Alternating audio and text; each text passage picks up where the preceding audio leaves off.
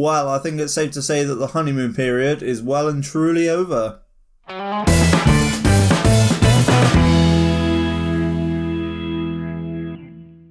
Hey guys, I'm Adam, this is On The Break, and welcome to episode 3 of the RB Leipzig series.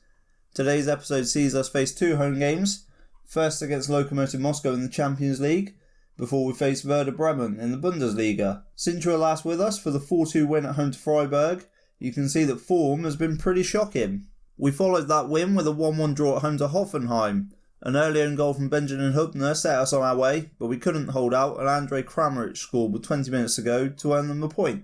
We then lost 2-1 away from home to Hertha Berlin for our first defeat of the series. The stats showed that we had the better of the game, but to be honest, we were never at it.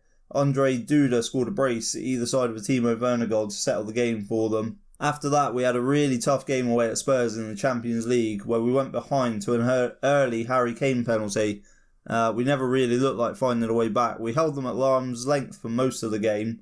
We didn't allow them to create too much else, but we didn't really have enough about us to get a result there, so that was disappointing. And then this happened out of the blue. A 7-1 thumping of Schalke.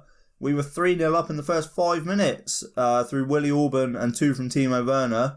Schalke got a goal back just before half-time through Mark Uth. But once Werner had sealed his hat-trick on 49 minutes, we went on to add another 3 through a Halstenberg penalty, Matthias Cunha and Yusuf Poulsen, who came off the bench. We were straight back to the poor form though after that with a 3-2 defeat away at Frankfurt.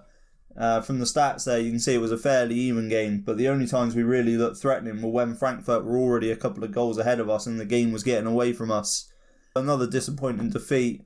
Goals from Nkunku and Ademola Lookman just weren't enough to get a result for us, unfortunately. So all of that leaves us second in the Bundesliga table, Bayern sitting 2 points ahead of us there, unbeaten in the league at the minute. We're also second in our Champions League group after a win and a defeat in the first 2 games. We're hoping that a win in today's episode, coupled with Spurs beating Galatasaray, can put a bit of daylight between us and themselves, and we can start to see a gap between the qualifying places and the Europa League dropout. Before we get into today's first game, just a couple of tactical tweaks to tell you about as well. I've not been too impressed with what we've got out of our midfield so far this season, so we've had a little tweak.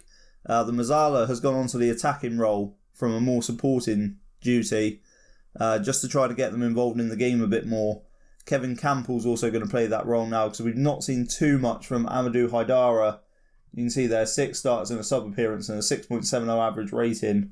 Is a little bit disappointing, to be honest. We've not really had any good form out of many of our midfielders, but just time to shift that around a little bit and see if we can get a little bit more from them in terms of a goal output. The other change is to change the ball-winning midfielder at the base of the midfield to a defensive midfielder. We've already had Ilsanker and Diego Dema both get sent off from that position so far this season. So I just want something a little bit more disciplined, and I think hopefully the defensive midfielder role can do that for us. Just quickly as well, if we do dip into the under-19s a minute, I just want to show you a couple of players that are developing quite nicely. We've got there Noah Jean Holm, is a 17-year-old 2-star current ability, 4.5-star potential striker. Naturally a target man, although I do quite like his attributes in the pressing forward role that we do use. Good determination, needs to work on his acceleration a bit, but he isn't slow, he's quite quick. Decent finishing. But what I like is at the bottom here, 14 appearances for the under-19s this season, 14 goals and 5 assists with an 8.05 average rating. So he's been awesome this season so far for the under-19s, coming on and pushing quite close for a few chances in the first team, although his path is blocked by at least 3 strikers, if not 4, if you count Patrick Schick as well, who's in on loan. But the more exciting one, and the one that really is the reason why I wanted to show you, is Fabrice Hartmann, who has been playing for the under-19s in this inside forward role. Again, 17 years old, 2-star current ability, only 4-star potential. Decent attributes again, not quite as determined, but a very well-rounded player for his age. But at the bottom here, just absolutely unbelievable. 14 games, 24 goals and 8 assists. 8 Player of the Match awards and an 8.47 average rating. The boy has been in absolutely ridiculous form. It genuinely makes me want to just chuck him straight into the first team. That may not necessarily be the best thing for his development, But between Sabitzer and Mateus Cunha, we've not really had a first-choice right winger this season. They've both sort of blown hot and cold. And this boy's certainly proven that he's worth a chance. Maybe in the Pokal, the cup competition, we may see him get a game there. But very, very exciting for the future. The under-19s have been ridiculously good this season. I think they've won all their games so far. But those two certainly the pick of the bunch. So let's get into the first of today's two games. It is the Champions League tie against Lokomotiv Moscow. And the side for today's game is Galassi in goal, with a back four of Klosterman, Upamecano, Konate and Sirachi, with Ilsanker at the base of the midfield, Lima and Campbell ahead of him, with Sabitzer and Forsberg out wide and Yusuf Poulsen through the middle. We do have a few players in the side that have asked for a bit more game time. Konate at centre-half has come out with his unhappiness at his lack of appearances. Same with Conrad Lima, although he has had a run of game in the team at right back over the past few league games and played fairly well. But with half of the squad being unavailable for the Champions League, he does get his chance today as the box-to-box midfielder. And then Yusuf Poulsen as well came out and said he was unhappy. And although he did understand when I told him it was because of Timo Werner's good form, I feel like today's a decent chance to give him his first start of the season. So we'll get the team submitted and we'll get into the game. So you see there that Lokomotiv Moscow setting up with two very deep midfielders and then three in behind the striker, which leaves a bit of a gap in the middle there that I'm hoping Campbell in particular can cause some havoc in. We'll have to see how that plays out. Traditionally, teams with two deep midfielders will just sit and they can be quite difficult to break down. So we'll see how that goes. But we're looking for a win today. I think we are a better team than Lokomotiv Moscow. As Forsberg swings in a corner and Yusuf Poulsen gets us underway with his second goal of the season. The first shot was saved by Guilherme, their goalkeeper. Sorry, again, pronunciation not my strong point. You see there, the shot saved and then Poulsen just taps in the rebound. So an easy goal to get us underway, but we are 1-0 up in a game that I do expect us to win. And hopefully, like I said at the start of the episode, hopefully Spurs can do us a favour and beat Galatasaray. Qualification from the group is the main aim. It would be lovely to win the group, but I think we're going to need to beat Spurs at home to stand any chance of doing that. So we come forward again and Conrad Lima puts a shot just wide. So I don't see us as being the favourites for the group, certainly now that we've lost to Spurs once already. But I do think we should be looking to make second place our own, and I think today will go a long way for that if Spurs can get a result. As we're coming at them again, Campbell with an outrageous effort. It's off the crossbar, but never really in danger of going in. As we come again with Sirachi down the left-hand side. Cross is blocked, but he'll pick it up again. Inside to Ilsanker. Good ball out wide to Klosterman on the right, who puts the ball in. And Emil Forsberg's there for his second goal of the season. On his birthday, apparently. That's lovely. That's a nice touch. So Ilsanker picks the ball up. It's a lovely ball out wide, to be fair. Klosterman takes it and drives into the penalty area.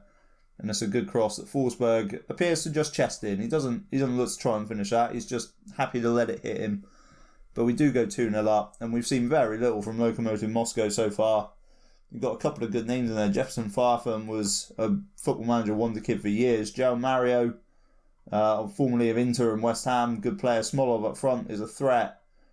So they've got good players in there. They're not a bad side at all, but we've seen nothing from them so far.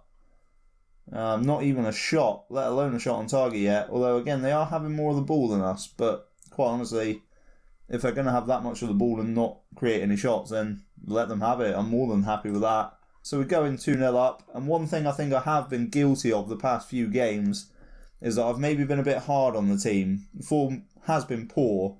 But even when we've been ahead, I've been using the complacency shout. So I'm just going to tell them that I'm very pleased.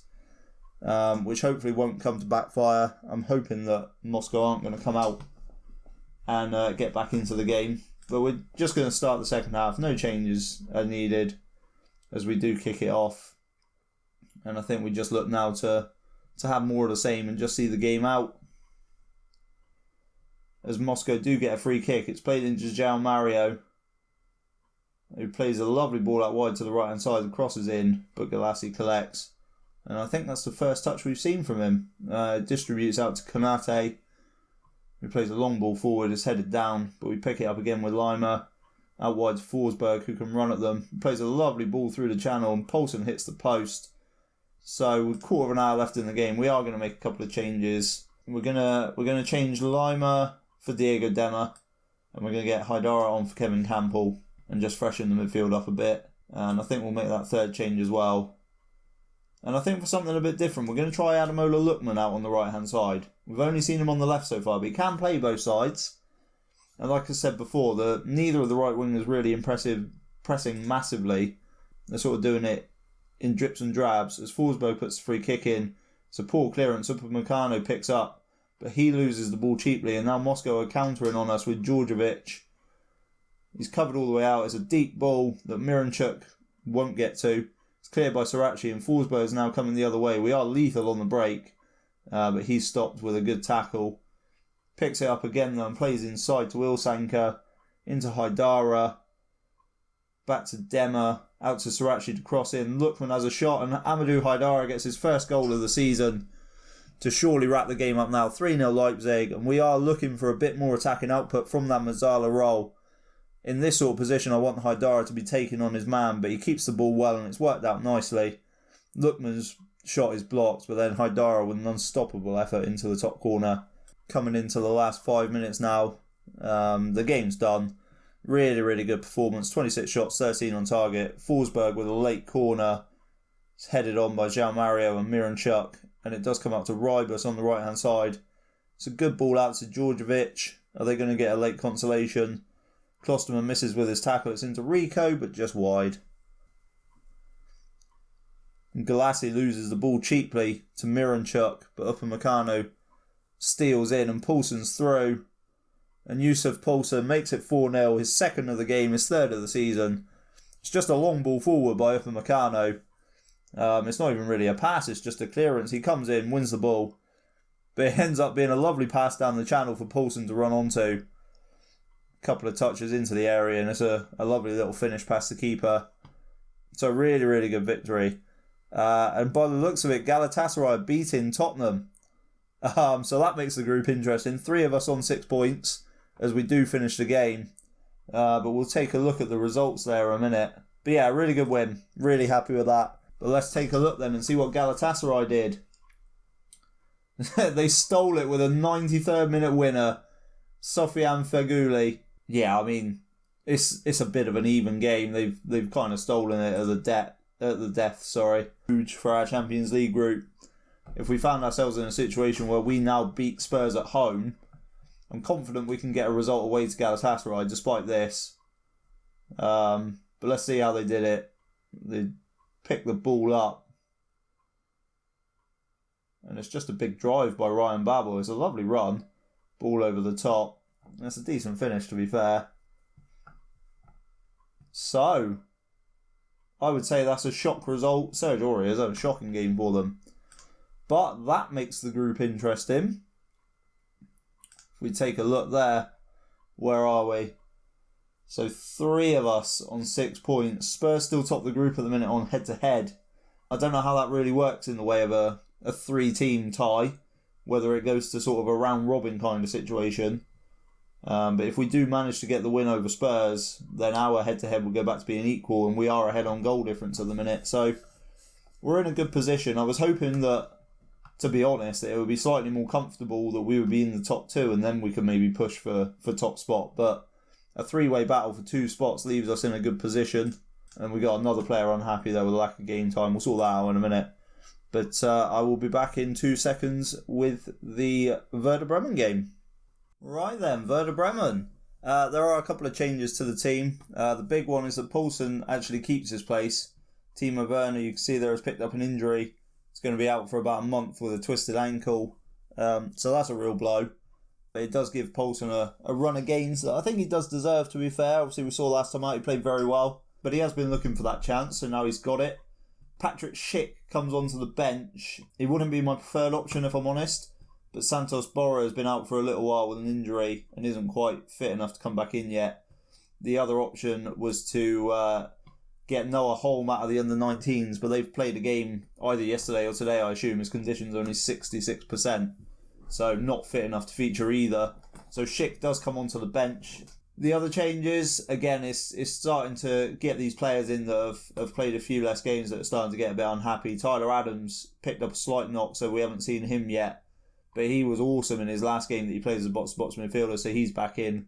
Conrad Lima plays at right back again to try and keep his promise. We did actually promise him more first-team football. He's the only one, I think, that got that promise.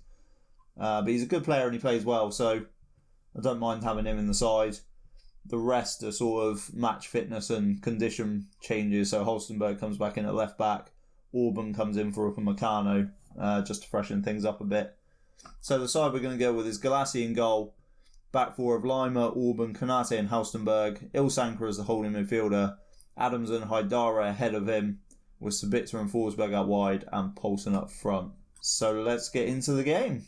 See there, Werder Bremen lining up in a 5-3-2. Can be a very defensive system. We'll see how they come at us, if they come at us. But another game, we may find that quite difficult to break down. We'll have to hope we can get an early goal. I think if we get an early goal, we're definitely favourites.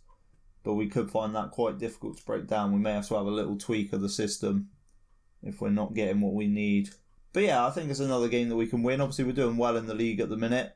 We're only looking for Europa League qualification, so to be second in the league at the minute, I'm really happy with. You see there, a few of the teams that should be around us just aren't. If we get the league table up at the bottom here, you see top four of Bayern Munich, ourselves, Köln and Freiburg.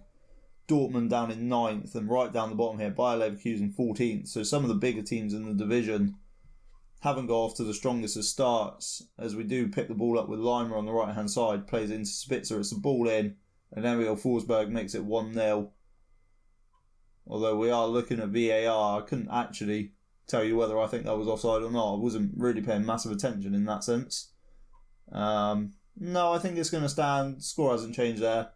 So we do go 1-0 up. Lima puts the ball into Sabitzer, who puts in a good cross, and Forsberg's there to volley in. As we approach half-time now, I did say that if we got the early goal, I made us the favourites. Werder Bremen not really had too much going on. 2 shots, only 1 on target. They're not creating a lot at all, and we're looking quite comfortable. I'm going to tell the team not to get complacent, which has motivated them. As Augustusson puts the free kick in, no one's really near it in our sense. Velkovic puts the ball in, and Sabitzer does clear, but they pick it up with Moisander back out to Augustusson, and the cross is blocked. And they are keeping the ball nicely. Lang now coming into the centre, plays it back towards Klaassen and Sahin. And Augustusson again, he's cutting inside. They're knocking the ball around nicely. It's a nice ball through. And Fulkrug has a tame shot that Galassi collects at the second time of asking. So 66 minutes on the clock. I think we're going to look at a change. Tyler Adams, for all I bigged him up before the game, has had a bit of a shocker. So we're going to put Lima into the midfield. And we'll get Joshua Vangerman on with 10 minutes to go. We're just going to take Ilsanker off as well and just get Dema in there at the base of the midfield, just to freshen it up a touch, as we're just seeing out time there. We do block the clearance, but that's the game over. A 1-0 win. It's comfortable. It's not massively convincing, but you win every game 1-0, you're going to win the league, so you can never be unhappy with that. We'll tell them it was a good win. So, another good episode. 2 good wins. The form's starting to get back on track. We've looked quite good there. And hopefully we can carry that on. Next episode is going to be a tasty one. We are going to come back for that triple header. 2 home games, Dortmund and Tottenham Hotspur, in what could well be a Champions League group decider. And then an away game against Bayern Munich. At the minute, the only giant of the Bundesliga actually playing well. So that'll be a tasty my first ever triple header, but that's going to be a very tasty episode. If you have enjoyed that episode, guys, please leave a like on it for me. It really does mean a lot to me, and it helps the channel out too. Subscribe to the channel so you never miss any content, and thank you very much for watching. Bye bye.